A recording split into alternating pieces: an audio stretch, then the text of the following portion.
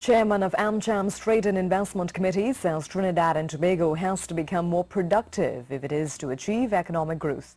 The chairman says the rise or fall of the economy is dependent on the output of the people. The American Chamber of Industry and Commerce hosted its post-budget forum today.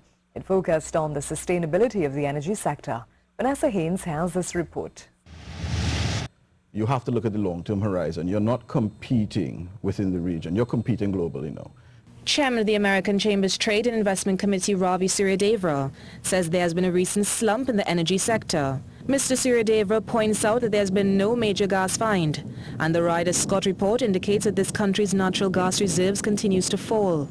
And he says competition from other areas such as the United States, South Africa and Eurasia is making it difficult for this country to attract foreign investors. He says as a country, we need to make national productivity the main focus. The short-term answer is that they are exploring, they are encouraging exploring, but exploration is not a short-term result. You have the challenge of shale gas. So new projects being announced in Trinidad has to compete with now what is considered cheap feedstock gas possibilities in other regions.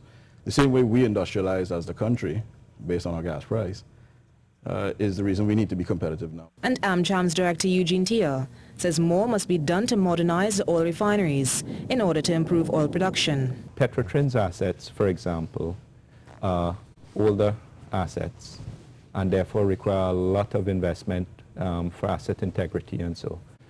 So the refinery would be zapping up a fair amount of capital. They spent a lot in upgrading the refinery, but also it requires a lot in terms of maintenance and so. A lot of Petrotrin's nearshore production on the west coast, those are aging assets as well, and to continue to produce require a lot of capital investment. And Mr. Tia says the additional $3 billion added to the Energy Ministry in this year's budget will provide a stronger foundation to stimulate oil production. Vanessa Haynes, C News.